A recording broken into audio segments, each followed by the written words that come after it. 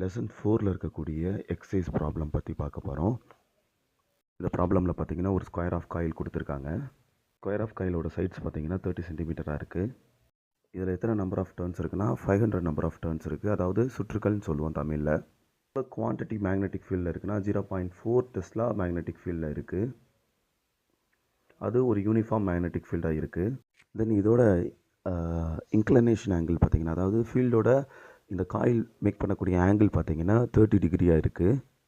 என்ன ஆஸ்க் பண்ணுறாங்கன்னா, என்ன கேட்குறாங்க அப்படின்னா, calculate the magnetic flux through the coil. இந்த காயிலில் இருக்கக்கூடிய மேக்னெட்டிக் ஃப்ளக்ஷனை, ஸோ இது வழியாக கிராஸ் பண்ணக்கூடிய அந்த மேக்னெட்டிக் ஃப்ளக்ஸோட குவான்டிட்டி என்ன அப்படின்றத கேட்குறாங்க. இந்த கிவன் டேர்ம்ஸை வச்சே தெரிஞ்சிருக்கோம் என்ன கைண்ட் ஆஃப் ஃபார்முலாவை யூஸ் பண்ணணுன்றது. இது psi is equal to NAB cos theta.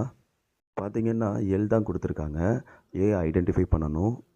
எப்படி ஏ ஐடென்டிஃபை பண்ணணும்னா, ஈச் சைட் ஸ்கொயர்ஸில் பார்த்தீங்கன்னா சேமாக தான் இருக்கும். அந்த ஈச் சைட்ஸை மல்டிப்ளை பண்ணாலே நம்மளுக்கு ஏ கிடச்சிரும். பார்த்தீங்கன்னா உங்களுக்கு 30 சென்டிமீட்டர் இருக்குது. அந்த 30 சென்டிமீட்டரை மீட்டர் கன்வெர்ட் பண்ணினா 30 × 10⁻² இருக்கும். பார்த்தீங்கன்னா area is equal to L square. L square is equal to 900 × 10⁻⁴ இருக்கும்.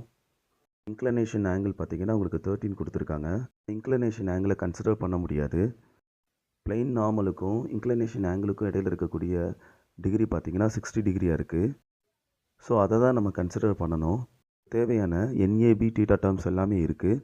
இப்போ நம்ம மேக்னெட்டிக் ஃப்ளக்ஸை ஐடென்டிஃபை பண்ணலாம். இந்த மேக்னெட்டிக் ஃபீல்டு ஃபார்முலாவில் கொண்டு போய் இப்போ கிவன் டேர்ம்ஸில் இருக்கக்கூடிய வேல்யூஸ் எல்லாம் நான் அப்ளை பண்ணுறேன். அப்ளை பண்ணால் இப்போ 500 × 0.4 × 900 × 10⁻⁴ cos 60 கிடைக்குது. ஸோ cos 60 ஆல்ரெடி உங்களுக்கு தெரியும், இட்ஸ் 1/2. ஸோ இந்த அதர் டேர்ம்ஸ் எல்லாம் நான் மல்டிப்ளை பண்ணேன்னா எனக்கு 18 × 10⁻⁴ அப்படின்றது கிடைக்குது. ஆல்ரெடி 10⁻⁻4 இருக்குது. இந்த +4ம் -4ம் கேன்சல் ஆயிரும். இப்போ ரிமைன் என்ன இருக்கும், 18 மட்டும்தான் இருக்கும். இன்ட்டு 1/2 மட்டும்தான் இருக்கும். ஸோ ரெண்டுமே கேன்சல் ஆச்சுன்னா 19 வெபர் அப்படின்றது கிடைக்கும்.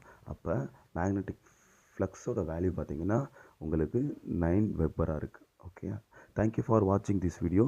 லைக் பண்ணுங்கள், சப்ஸ்கிரைப் பண்ணுங்கள், பெல் பட்டனை கிளிக் பண்ண மறந்துடாதீங்க.